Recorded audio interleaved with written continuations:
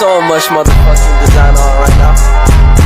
Break it down, bring it back, make it clap. I got 3 old thoughts, new guap, wear that thing. Bitches on my line, and you know.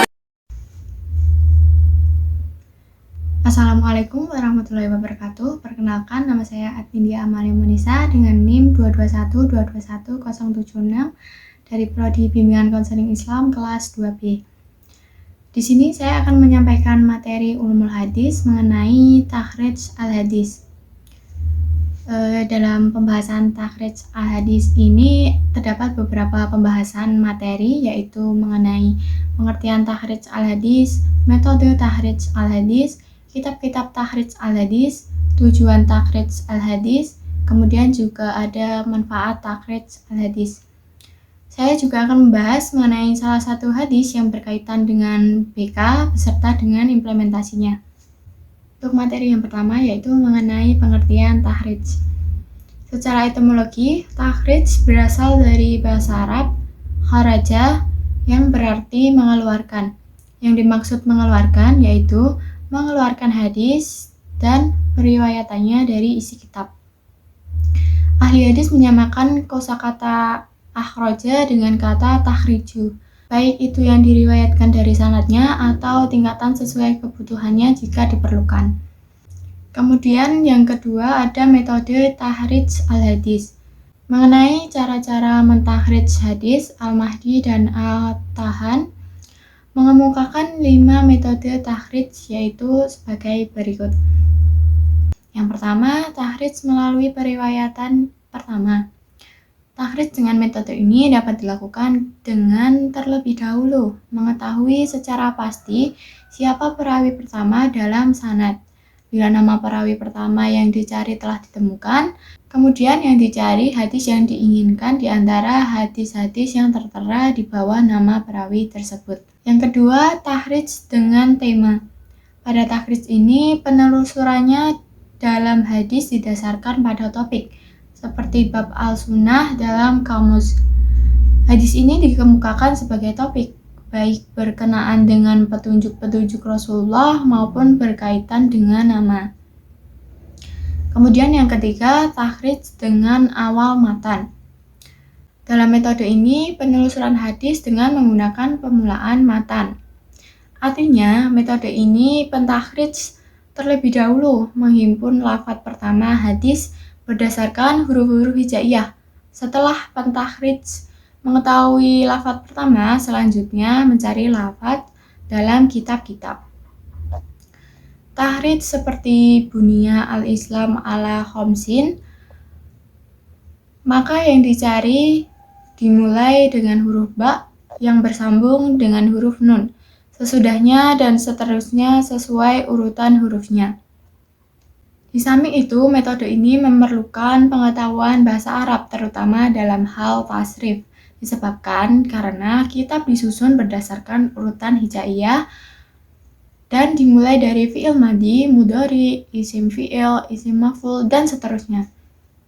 Kemudian yang keempat, ada takhrij dengan status hadis. Dalam metode ini dapat ditemukan pada kitab Al-Azhar Al-Mutanashirah fi Al-Akbar, Al-Mutawatirah, karya Al-Imam Suyuti yang memuat hadis mutawatir. Kemudian yang ketiga yaitu mengenai kitab-kitab takhrij. Kitab takhrij hadis yang pertama muncul adalah kitab yang dikarang oleh Khatib Al-Baghdadi pada 463 Hijriah. Kemudian takhrij hadis Al-Muhadzab karya Muhammad Ibnu Musa Al-Hazimi Asy-Syafi'i. Kemudian takhrij hadis Al-Kashishaf karya Jamaluddin Abu Muhammad Abdullah Ibnu Yusuf Al-Zailai dan lain-lain. Yang keempat, tujuan takhrij. Yang pertama yaitu untuk mengetahui eksistensi suatu hadis, apakah benar yang ingin diteliti terdapat dalam buku-buku hadis atau tidak. Kemudian yang kedua, untuk mengetahui sumber otentik suatu hadis dari buku hadis apa saja yang didapatkan. Kemudian yang ketiga, mengetahui ada beberapa tempat hadis tersebut dengan sanad yang berbeda. Kemudian ada manfaat dan kesimpulan dari takhrij, yaitu mengetahui referensi beberapa buku hadis. Dengan takhrij, seseorang mengetahui siapa yang meriwayatkan hadis yang diteliti dalam kitab hadis yang didapatkan dan menghimpun sejumlah sanad hadis. Mengetahui kadar kemampuan perawi dalam mengingat hadis serta kejujuran dalam periwayatannya. Sekian untuk pembahasan mengenai takhrij al-hadis. Akan saya lanjutkan mengenai contoh hadis yang berkaitan dengan BK. Berikut adalah hadis yang saya ambil, yaitu berkaitan dengan bimbingan konseling pribadi dan juga sosial. Hadis tersebut berbunyi, An Abi Hamzata Anas bin Maliki radhiyallahu anhu Khadimi Rasulullah sallallahu alaihi wasallam anin Nabi sallallahu alaihi wasallam qala la yu'minu ahadukum hatta yuhibba li akhihi ma yuhibbu li nafsihi. Rawahu Bukhari wa Muslim. Yang artinya dari Abu Hamzah Anas bin Malik radhiyallahu anhu, pelayan Rasulullah berkata dari Nabi sallallahu alaihi wasallam bersabda, tidak beriman seseorang di antara kalian hingga ia menyukai sesuatu untuk saudaranya, sebagaimana ia menyukai untuk dirinya sendiri. Diriwayatkan oleh Bukhari dan Muslim. Implementasi untuk bimbingan konseling dari hadis Nabi tentang mencintai saudara tersebut dapat dilakukan dengan mengintegrasikan nilai-nilai dan ajaran dalam hadis tersebut ke dalam proses konseling. Berikut mungkin beberapa langkah yang dapat diambil. Yang pertama, mempelajari hadis dan memahami maknanya. Bimbingan konseling yang berdasarkan hadis Nabi harus dimulai dengan pemahaman yang baik terhadap hadis tersebut.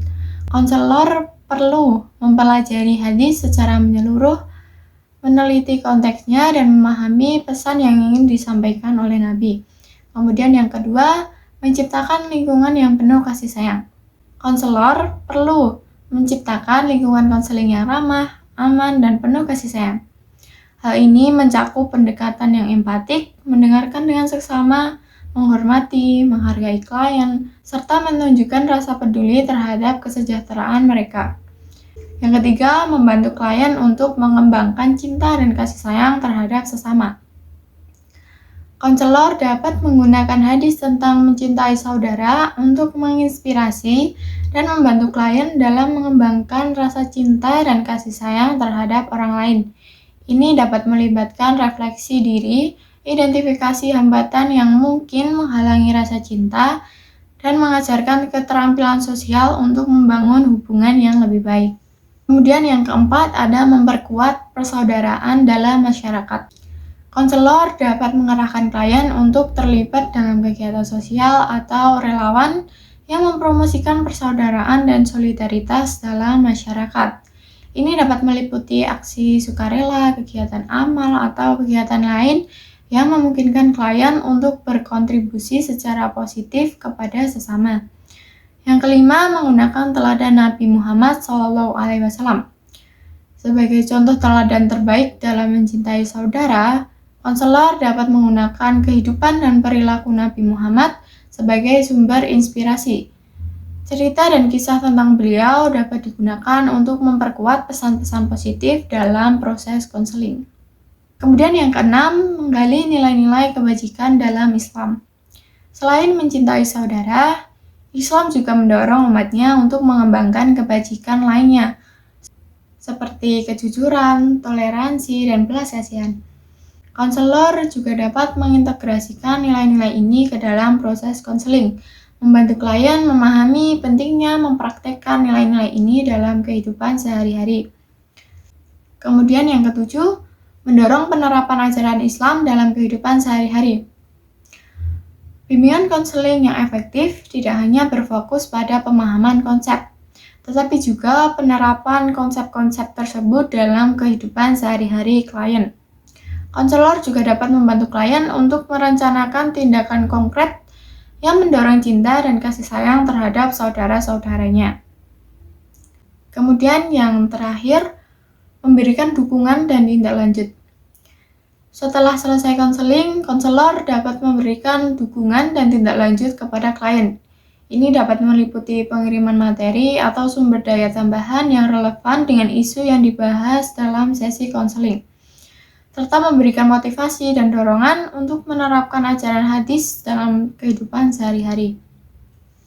Dari beberapa implementasi tersebut penting bagi konselor untuk menjaga kesesuaian dan keberlanjutan intervensi konseling dengan prinsip-prinsip Islam serta menghormati keyakinan klien.